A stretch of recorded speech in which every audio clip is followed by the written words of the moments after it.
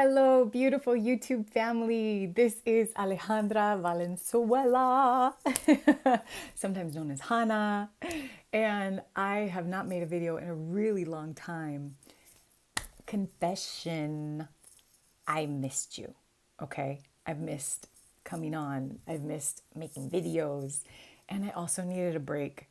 If you guys have watched videos in the past, you'll know that when I started to add comedy, there was always this comedy skit that at the very end of all my videos. And I'm gonna keep it real, okay?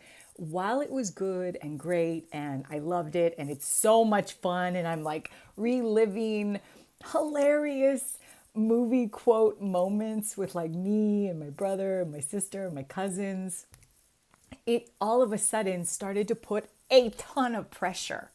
I was feeling pressure like, oh God, I gotta memorize lines. I gotta do this comedy skit. How am I gonna do these props? Like, if you saw there's so, like, sometimes as a one woman show, it's kind of hard, you know. I'm like reenacting, recreating a scene from a movie with, they've got props, they've got the set design, you know, how do I bring all of that into this? So it just became a lot of pressure.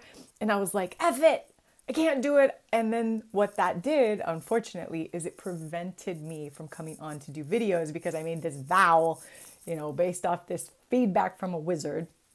If you haven't seen that video, it's a really good one, of why I needed to do comedy in the first place. So, spoiler alert, there's not going to be a comedy scene at the end of this video. However, there will be something awesome, and it's a video of me doing something which will be hopefully very entertaining. And it is part of why I am coming on to make this video, the shadow side of a storyteller. It's like a confession, confessions of a storyteller. I'm just like taking a moment right now. I'm super happy to be back and making this video. If you're still watching me, thanks. I really appreciate it. Really, really appreciate it. I've even had more subscribers in my, you know, this hiatus I've taken. So thank you to all the new subscribers and for liking, commenting, all of that jazz. I so appreciate you. All right. My topic for today, the storyteller. There are aspects of me that I continue to see more clearly as I continue on this incredible spiritual journey. And right now, I'm going to throw in a little bit of astrology because I'm in a deep dive and study right now to really learn it from an ancient Hellenistic perspective. Year one of my course has ended. I'm entering year two, advanced astrology for the modern day mystic. It's so cool. And, you know, so I'm looking at the stars, which have, you know, been a subject of curiosity as I spiritually broke open, to really understand, like, how is this relating in my life right now? So I'm a Gemini rising, which means that Gemini is my first house. My 12th house is sits in Taurus. And the 12th house is the house of the subconscious. If you want to look at like deep shadow, it's the house of our self-sabotage, how we blindside ourselves by these programs that are just innate, kind of running underneath as like an operating system. And even though it's totally what happens to us every single time, these vices that we have, they blindside us because we can't really see them for whatever reason or whatever reason.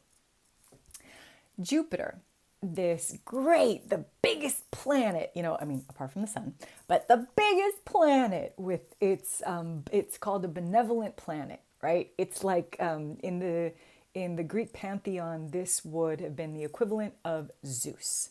So Jupiter is transiting my 12th house of Taurus. And I was listening to my teacher, and he was talking about like a really good thing that can happen for like the next year is like if it's a 12th house Jupiter transit, stuff that is in the unconscious will come up and speak really loudly so that you can see, this is the way I self-sabotage. Got it. Okay, so now that if I'm more aware of it, then hopefully I will refrain from doing it. At least that's the goal. So when we think of shadow, all right, when we think of shadow, we think of like, addiction, at least me. All right, I'm just going to speak for me and represent the world. No, I mean, from a very personal standpoint, when I think of shadow, I think of like, addiction, someone who is not in integrity, completely out of alignment, someone who cheats, someone who is deceitful, someone who's just not sitting in their heart, and how that is like such a shadow for the world. Like if we just get back into our hearts and the light and the sun and just realize we're all love, everything would be better. And so this is like what I've been looking for in my house of self-sabotage. And I am finding, oh my God, it's a little more complicated than that, Alejandra. It's a little more complicated than that. And what I'm currently understanding, and I am asking like to really learn this lesson, is show me ways in which I have self-sabotaged myself and I don't even know I'm doing it. It's so a part of me that I can't see it. And that, ladies and gentlemen, is the archetype of the storyteller inside of me. When I realized that my storyteller can be used for good and bad, I mean, it's like a new realization. So it's not like 5 years ago when I realized, no, current, real time, taking place right now. My storyteller sits in my 12th house of the unconscious.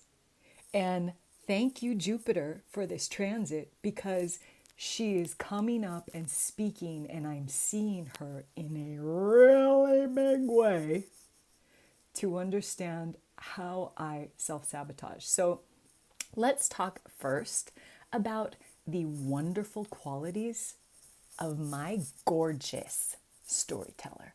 All right. First of all, we have been telling stories since time immemorial.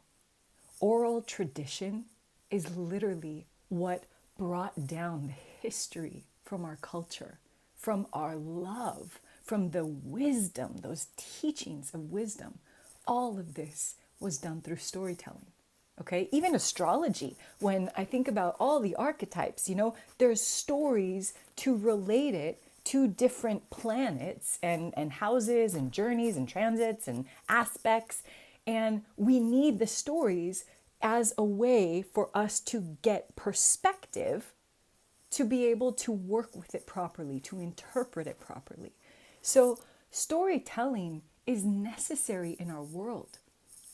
And one of the coolest things about a storyteller, right? When you hear like little kids, right? Little kids love stories. And I'm still this little kid inside. My God, my moon's in my 5th house. It's like the house of children and fun and romance and creativity. And, I love it. I love stories. And I remember when I was little, I would have this book and it was all the Greek gods and goddesses. Wait, that was one of them. And I would stare at it. I just remember staring at Venus. Oh God, I loved Venus. Aphrodite. It showed like Greek/Roman. So it would give both names, Venus/Aphrodite.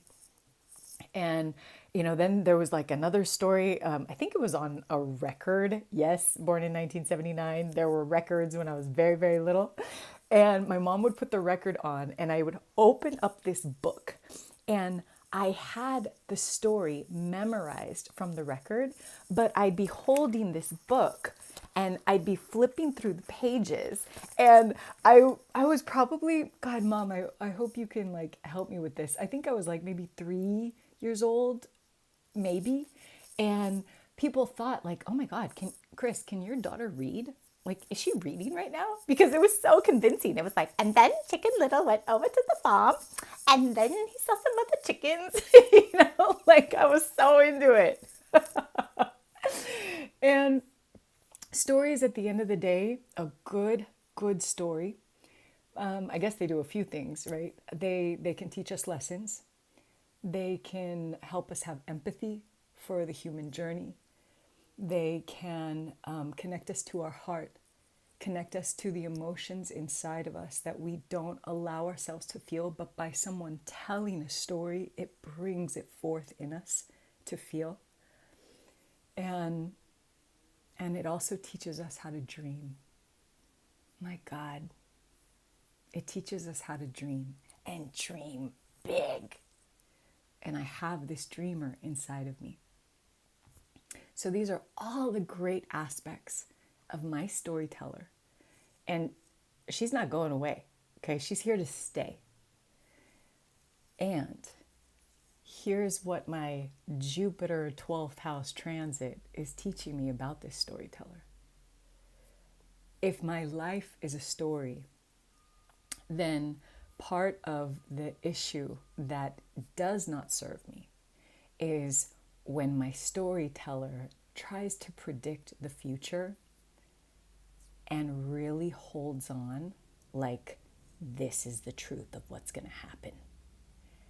And then, of course, I don't know how many instances, I also want to be careful with language when I say to the universe, then I have been shown later on instances where I come to the realization that story was so out in Never Never Land. And I'm always so surprised when it doesn't happen. I can believe in the story so much that I really think it's the truth. And what it does is it bypasses reality and it goes into fantasy. And when I live from that place as a way of trying to call in and believe a future is going to happen, when it doesn't, I am wholeheartedly disappointed and blindsided. It was like, but I got this message and I got this message, and then I look for the evidence. Okay, I'm a Gemini rising, right? So Mercury, who is like this decoder, right? The messenger, the archetype of the messenger comes in and tries to decode, break down so you can see, okay, these are the contents. Let's put it back together. This is probably what it means, right? My brain just functions like that. So if I get spiritual messages or all of a sudden I'll ask for a sign and then, on the radio, the song comes up and I'm like, say it's meant to be. And then boom, reality kicks in. And I'm like, oh God, my storyteller was living in fantasy world thinking it was reality, and it wasn't. Oh, it's been a big lesson. It's been a big one. It will continue to be a place that I work with for the rest of my life. Saying it right here. Not from this place of like, oh, I'm cursed or fated. Like, no. It's what my soul came to work on. And thank you, Jupiter, for making it so loud that I was no longer blind to it, that I am no longer blind to it. So that's going to be my work for the next year, I guess. Jupiter is going to be transiting my 12th house, and I'll be able to really look at this And the cool thing is I have an amazing group of friends. I have a life coach that is an amazing sounding board. I have really, really close friends that I can share these aspects and places of me intimately. And it's really great because we all then get to learn in the process. So instead of doing comedy at the end of this video, what I wanted to do is send you to a link that is a presentation, a talk that I gave a few months ago in Texas. And it is the gift of my storyteller. And what I realize is that when I use my storyteller to speak about my past and really connect to the journey and the truth of what I've learned deep in my heart, this is a gift I have to give and to share. And I hope with all my heart that it connects to yours, that you feel something by hearing me tell my story. It's when I try and tell a story like I know the future that doesn't serve me. So this story that I'm linking it to, it's about my spiritual journey. It's about love, romantic love. It's about self-love. It's about the one love of all there is. And I'm really proud of it. It was very, very easy for me to write this talk. And I'm excited because this is the kind of content I want to bring forward more in the future. Whether I'm here on YouTube or speaking in front of a live audience, these are the stories. These are the kinds of stories that interest me. And it's also a chance for my Pixie to play. And Pixie, if you guys saw my intro to comedy video, I talk about this reading I had with a wizard and the makeup of my internal design and how there's this Pixie inside and she needs to play. She gives me, I need to feed her with fun and, comedy and creativity so that she's given a purpose and a role. So I'm excited about it. The talk is entitled The Day I Met La Llorona, which is a folkloric character in Mexican culture. It's really, really good. So that's it for today's video. So no comedy, click the link that will take you to my talk. And I'm excited to be back. I'm going to feel into whether or not comedy skits every single time I do a video is going to be something I'm going to continue. And, because it needs to be fun and I need to light up about the idea in order for it to really land inside me and feel good doing. So thank you so much for watching this video, and click the link to watch The Day I Met La Llorona. I love you. I appreciate you. Thank you so much. Viva the storytellers of the world. Woo! Viva!